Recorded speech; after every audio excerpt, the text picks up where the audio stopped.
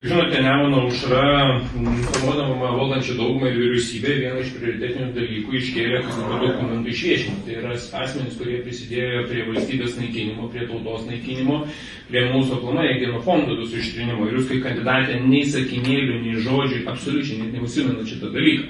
Tai, būsiu matyti pakankamai atviras, nežinau, balsuodamas, ar aš norėsiu balsuoti už kandidatę, kuri nenori Lietuvos istorijos atkurti ir tiesos turėti, nes tiesa yra labai, ko gero, šiandien yra svarbu, nes KGB tai buvo tie niekšai, tos šlykštynės, kurios realiai daug pridarė mūsų žalos ir šiandienai matyta nepriklausoma valstybė, kultūra, mokslas, mes būtumėm vieni pirmaujančių Europoje ir buvom pirmaujančių, jeigu ne KGB.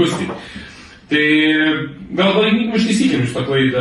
Kaip Jūs manote, kaip būsima vadovė, ar Jūs dėsite pastangas, kad KGB dokumentai būtų išviešinti, kad asmenys būtų išviešinti, nes yra virš 6000 bylų, apie kuriuos mes turime duomenų ir galim viešinti.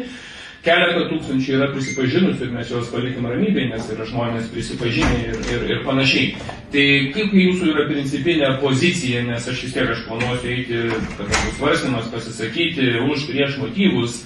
Kaip Jūs, kaip pirmininkė, šiandieną, kokias darysite žingsnius ir pastangas, kad KGB dokumentai būtų išviešinti ir kad tie žmonės daugiau čia Lietuvoje jų čia nei duka, nei mūka nebūtų, ūkiškai pasakyti. Ačiū už atvirą klausimą. Į atvirą klausimą pateiksiu labai atvirą atsakymą. Man atrodo, kad tie žmonės, kuriems valstybė yra davusi pažadą saugoti jų prisipažinimą, yra verti, kad pažadas būtų tęsimas.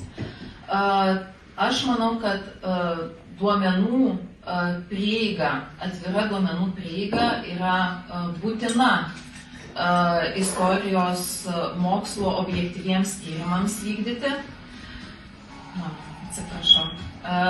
Objektyviems tyrimams istorijos mokslo vykdyti ir tuos dokumentus, kurie neturi slaptumo žymos, aš manau, kad tikrai reikėtų maksimaliai viešinti. Aš papildysiu, Jūs matyt, arba tyčia nusikreipėte atsakymą, jo, galite telefoną išjungti.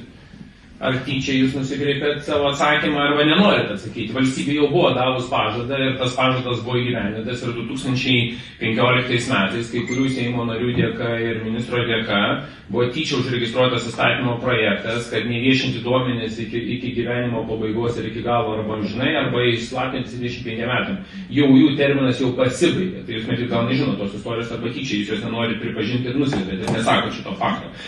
Tai valstybė apsisprendė. Latvija irgi buvo davę tokį pažadą 91 metais, bet 2015-2014 metais jie tą pažadą panaikino ir pripažino, kad gyventojų ir tautos teisė žinoti į priešiškus asmenis, kurie naikino jų valstybingumą, jų istoriją, jų tradicijas, ir jie išviešino. Estai, kaip žinot, atgaus nepriklausomybę. Vengrijos dabartinis premjeras Petras Medjaro lygiai taip pat priiminėja sprendimą, kad jie būtų išviešinti.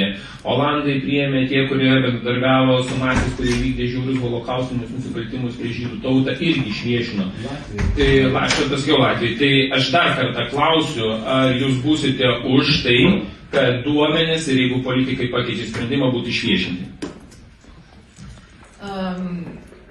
Atsakysiu taip, jeigu politikai priims sprendimą duomenys viešinti, tai sprendimą tikrai vykdysiu.